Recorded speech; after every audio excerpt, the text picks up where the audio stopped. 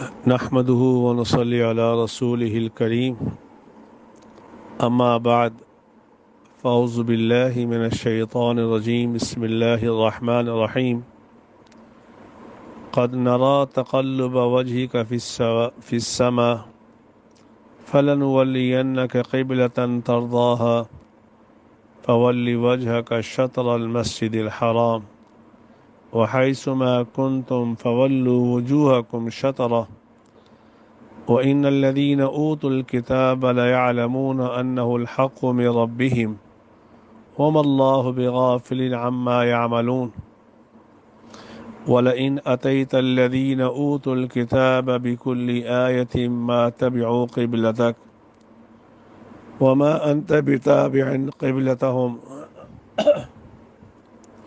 وما بعضهم بتابع قبلة بعض ولئن اتبعت أهواءهم من بعد ما جاءك من العلم إنك إذا لمن الظالمين صدق اللہ العظیم۔ آج ہمارا سبق نمبر 72 شروع ہو رہا ہے۔ ترجمہ سماعت کرنے سے پہلے ایک بات سن لیجئے کہ بیچ میں کافی وقفہ آ گیا کیونکہ عید کی چھٹیاں تھی تو مصروفیات کی وجہ سے کئی ہفتے بیچ میں درس نہ دے سکا۔ انشاءاللہ العزیز اب اسی ترتیب سے باقاعدگی کے ساتھ انشاءاللہ اللہ کی توفیق سے روزانہ درس دینے کی کوشش کروں گا۔ اتنے دن درس نہ دینے کی وجہ سے آپ حضرات سے معذرت خواہ ہوں۔ تو سب سے پہلے ان آیات کا ترجمہ سماعت فرما لیجئے۔ قد نرى تقلب، تحقیق ہم نے دیکھا ہے، تقلب وجهك في السماء، آپ کے چہرہ انور کا بار بار آسمان کی طرف متوجہ ہونا اور اٹھنے کو۔ فَلَنُوَلِّيَنَّكَ، پس البتہ ضرور بضرور پھیر دیں گے ہم آپ کو اس قبلے کی طرف جس سے آپ خوش ہوں گے۔ فَوَلِّ وَجْهَكَ، پس آپ اپنا چہرہ کیجئے مسجد حرام کی طرف۔ وَحَيْثُ مَا كُنْتُمْ، اور جہاں کہیں ہو تم اے امت والو، فَوَلُّوا وُجُوهَكُمْ، پس پھیر لو تم اپنے چہروں کو اسی طرف۔ وَإِنَّ الَّذِينَ، اور بے شک وہ لوگ جن کو کتاب دی گئی ہے، لَيَعْلَمُونَ، البتہ وہ جانتے ہیں، أَنَّهُ الْحَقُّ مِن رَبِّهِمْ، بے شک یہ حق ہے ان کی پروردگار کی طرف سے۔ وَمَا اللَّهُ بِغَافِلٍ، اور نہیں ہے اللہ تعالیٰ غافل، عَمَّا يَعْمَلُونَ، ان کاموں سے جو وہ عمل کرتے ہیں۔ وَلَئِنْ أَتَيْتَ الَّذِينَ أُوتُوا الْكِتَابَ، اور اگر آپ اہل کتاب کے سامنے تمام دلیلیں پیش کر دیں جب بھی یہ آپ کے قبلے کو قبول نہ کریں گے۔ وما انت بتابع قبلتهم، اور آپ بھی ان کے قبلے کو قبول نہیں کر سکتے۔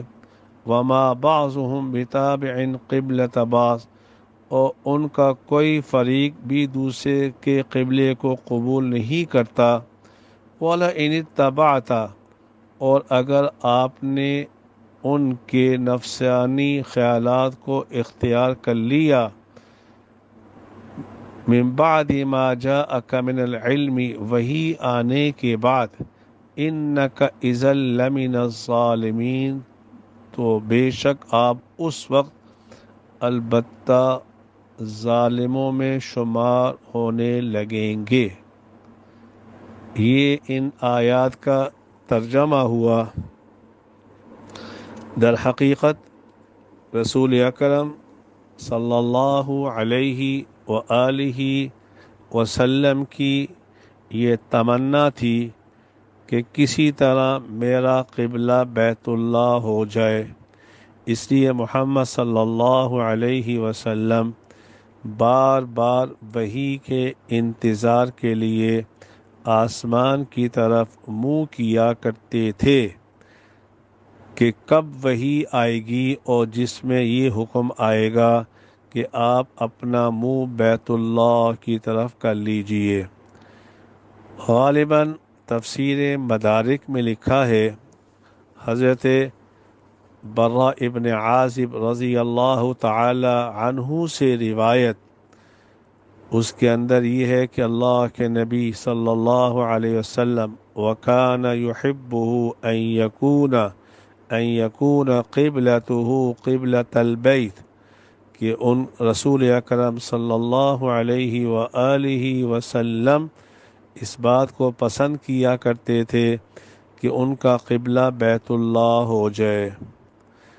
اسی طرح حضرت ابن عباس رضی اللہ تعالی عنہ کی بھی روایت ہے، کان صلی اللہ علیہ وسلم یحب قبلۃ ابراہیم، رسول اکرم صلی اللہ علیہ وآلہ وسلم حضرت ابراہیم علیہ الصلاۃ والسلام کے قبلے کو پسند کرتے تھے، اسی لیے بار بار آپ اپنی نگاہوں کو اپنی نگاہوں کو آسمان کی طرف بلند کیا کرتے تھے وحی کے انتظار میں۔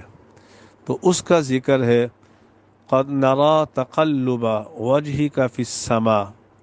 یہ بتاتا جاؤں، یہاں قد نرا، یہ جو قد داخل ہے نرا فعل مضارع پر، یہ تکثیر کے معنی میں ہے، تکثیر کے معنی میں ہے کہ بار بار۔ مجھے یاد پڑتا ہے آج سے کوئی 20 سال پہلے جب مسجد نبی صلی اللہ علیہ وسلم میں حاضری ہوئی تو وہاں کی لائبریری میں گیا، وہاں ایک کتاب کھولی تو اس نے لفظ قد کے بارے میں بڑی اچھی تحقیق کی، کہنے لگے کبھی کبھار قد تکثیر کے معنی میں بھی آتا ہے، اور انہوں نے مثال بھی یہ دی، قد نرا تقلب وجهك فی السماء۔ تو آگے لکھا فَلَنُوَلِّيَنَّكَ قِبْلَةً تَرْضَاهَا، البتہ ضرور ہم پھیر دیں گے آپ کو اس قبلے کی طرف جس کو آپ پسند کرتے ہیں۔ فَوَلِّ وَجْهَكَ، اس میں رسول اکرم صلی اللہ علیہ وسلم کو خطاب ہے، آپ اپنا منہ نماز میں، اپنا منہ نماز کے اندر کس کی طرف کر دیجئے؟ بیت اللہ کی طرف۔ فَوَلِّ وَجْهَكَ شَطْرَ الْمَسْجِدِ الْحَرَامِ۔ یہاں ایک علمی نکتہ بھی بتاتا جاؤں، لغت عربیہ میں لفظ شطر کے دو معنی آتے ہیں، لفظ شطر کے دو معنی آتے ہیں۔ ایک شطر کا معنی ہوتا ہے آدھے حصے کو بھی شطر کہتے ہیں، آدھے حصے کو بھی شطر کہتے ہیں، اور دوسرا معنی شطر کا جہت کو بھی شطر کہتے ہیں۔ اس لیے تفسیر وہی بیان کر سکتا ہے جس کو لغت عربیہ کے اندر بھی مہارت ہو۔ تو یہاں شطر کا معنی آدھے حصے کے نہیں ہے، بلکہ یہاں شطر کا معنی ہے جہت کے۔ مزید اگر تحقیق دیکھنی ہو تو تفسیر جمل کے اندر یہ ڈیٹیل موجود ہے۔ تو آپ اپنا منہ کیجئے مسجد حرام کی طرف۔ اب یہاں ایک مسئلہ بتاتا جاؤں، یہ نہیں کہا کہ آپ اپنا منہ کیجئے الی البیت اللہ، یہ نہیں کہا بیت اللہ کی طرف، اور یہ فرمایا کہ آپ اپنا منہ کیجئے شطر المسجد الحرام، مسجد حرام کے جہت کی طرف۔ اشارہ کر دیا کہ جو بیت اللہ کے اندر نماز پڑھ رہا ہے، یعنی مسجد حرام کے اندر نماز پڑھ رہا ہے، اس کے لیے ضروری ہے کہ وہ بیت اللہ کی طرف منہ کرے گا۔ جہت کی طرف منہ کرنے سے نماز نہیں ہوگی، اس کے لیے لازم ہے کہ وہ بیت اللہ کی طرف منہ کرے گا، تب اس کی نماز ہوگی۔ لیکن جو دنیا کے دوسرے کناروں میں لوگ بستے ہیں، جنہیں مسجد یعنی بیت اللہ نظر نہیں آ رہا، ان کے لیے حکم یہ ہے کہ تم بیت اللہ کی طرف نہیں اس کی جہت کی طرف بھی نماز پڑھ لو گے تمہاری نماز ہو جائے گی۔ اور اس میں ایک اور مسئلہ بتاتا جاؤں، فقہا نے لکھا ہے کہ اگر کوئی آدمی بیت اللہ میں نماز پڑھتا ہے، یعنی مسجد حرام میں نماز پڑھتا ہے اور منہ کعبۃ اللہ کی طرف نہیں کرتا بلکہ صرف حتیم کی طرف کرتا ہے، اس کے سامنے بیت اللہ نہیں، صرف حتیم کی طرف منہ کر کے نماز پڑھتا ہے، تو فقہا نے لکھا ہے اس کی نماز نہیں ہوگی، کیونکہ حتیم کا کعبۃ اللہ ہونا خبر واحد سے ثابت ہے، اور نماز کے اندر اس جہت کی طرح نماز پڑھنا لازم ہے جس کا ثبوت دلیل قطعی سے ثابت ہو۔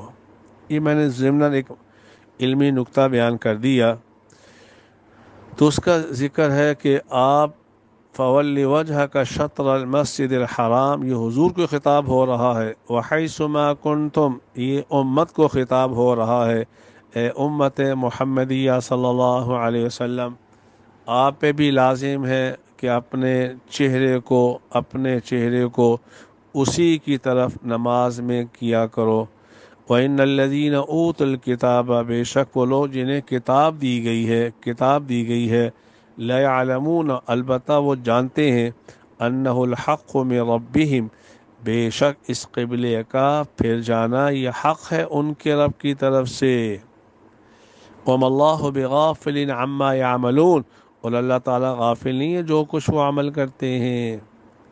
آگے وَلَئِنْ أَتَيْتَ الَّذِينَ أُوتُوا الْكِتَابَ بِكُلِّ آيَةٍ مَا تَبِعُوا قِبْلَتَكَ، اس میں رسول اکرم صلی اللہ علیہ وسلم کو تسلی دی جا رہی ہے، یہ یہود و نصارہ اتنے ضدی ہیں، اگر آپ ان کے پاس ہر قسم کے شواہد دلائل بھی لے کے آئیں گے تو تب بھی وہ آپ کی بات ماننے کے لیے تیار نہیں ہیں۔ آپ کی بات ماننا تو درکنار، وما بعضهم بتابع قبلۃ بعض، یہود نصارہ کے قبلے کو اور نصارہ یہود کی قبلے کو ماننے کے لیے تیار نہیں تھے۔ وَلَئِنِ اتَّبَعْتَ أَهْوَاءَهُمْ، اور اگر آپ خدا نہ خواستہ، یہ تعلیق بالمحال ہے، اللہ کے نبی صلی اللہ علیہ وآلہ وسلم کا ان کی اتباع کرنا محال اور ناممکن ہے، پھر بھی کہا جا رہا اگر آپ نے ان کی اتباع کی وحی آنے کے بعد، اِنَّكَ إِذًا لَمِنَ الظَّالِمِينَ، بے شک اس وقت آپ نا انصافوں میں سے ہو جائیں گے۔